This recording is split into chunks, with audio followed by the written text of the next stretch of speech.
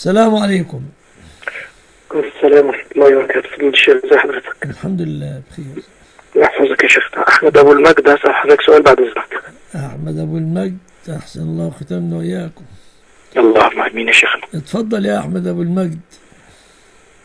شيخنا، بالنسبة في الركوع في بعض الأحيان. أنا لك سنتين يا أحمد أبو المجد وما زلت على كلمة بالنسبة. الغي بالنسبة يا أحمد أبو المجد. بخصوص. أي، حتى ليس لها أصلا شيلها تمشي، تستقيم الجملة بدون بخصوص وبالنسبة. أمال أقول إيه طيب يا شيخ؟ قل أنت ستقول بالنسبة لقراءة القرآن، قل قراءة القرآن بس، وفر كلمة بالنسبة. ماشي، جزاك الله خير يا شيخنا. ياك يا حماد، تفضل لأنك تسمعنا الآن شيئا من طيب قراءتك. طيب بسأل الأول. سل. لما بدخل خلف الإمام بلاقيه راكع فبركع، تمام. حضرتك عارف إن الاطمئنان بتسبيحة، بإدراك تسبيحة كاملة. لا، أنا مش موافقك على هذا. أمال الاطمئنان بإيه؟ الاطمئنان بالطمأنينة، ولو لم اركع حتى تطمئن راكعا، ده كلام الرسول عليه السلام. باستقرار الأعضاء. ما هي تطمئن راكعا. اسجد حتى تطمئن ساجدا، هذا الصحيح. والتسبيحات سنة. أما تسبيحة دي مش ملهاش أصل. ما أعرفش لها أصلهم بعض، لا مش ملهاش أصلهم. بعضهم بيستدل بقول النبي اجعلوها في ركوعكم اجعلوها في سجودكم، لكن الآخرون يقولون على الاستحباب. تمام. أنا سؤالي بقى في حاجة محددة، مش قصة الاطمئنان. فبركع، تمام يا شيخنا، فبشك إن أنا لم أركع، فبقوم رافع من الركوع، تمام. أخرج من الصلاة وأدخل تاني. ليه يا شيخنا؟ لأن أنا لو زودت ركعة. شيخ أحمد، أنت موسوس من الجماعة دول ولا إيه يا شيخ أحمد؟ لا أعوذ بالله. أنا هؤلاء الخبيل هي تشك وتطلع تخرج من الصلاة وترجع ثانية يا حمادة.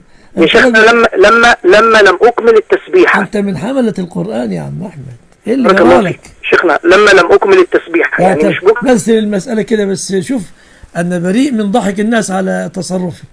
اتفضل. ماشي يا شيخ. الصح ايه طيب؟ قل لي ماذا تصنع، قل لي ماذا تصنع، والناس يسمعونك يا شيخنا. لما حضرتك بس بركع. ايوه، انت ركعت. سبحان ما كملت سبحان ربي العظيم، تمام. ايوه. والامام رفع. خلاص كملها انت.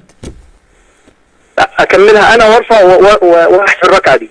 احسبها. لو انت واخذ هذا المذهب، لو اخذت مذهب انه يلزم تسبيحه، اكملها ولو قام الامام. طيب، جزاك الله خير. كفر عن خطيئتك بقى كده واسمعنا شيئا من كتاب ربك. ماشي يا شيخنا. اتفضل يا احمد. أعوذ بالله من الشيطان الرجيم. بسم الله الرحمن الرحيم. وإذ صرفنا إليك نفرا من الجن يستمعون القرآن فلما حضروا قالوا أنصتوا فلما قضي ولوا إلى قومهم منذرين. قالوا يا قومنا إنا سمعنا كتابا أنزل من بعد موسى مصدقا لما بين يديه يهدي إلى الحق وإلى طريق مستقيم. يا قومنا أجيبوا داعي الله وآمنوا به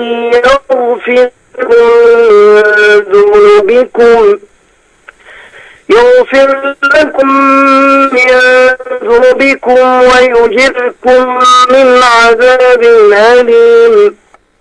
ومن لا يجب داعي الله فليس بمعجز في الأرض وليس له من دونه أولياء أولئك في ضلال مبين. بارك الله فيك يا فضيلة الشيخ أحمد، ونفع الله بك. بارك الله يسلمك.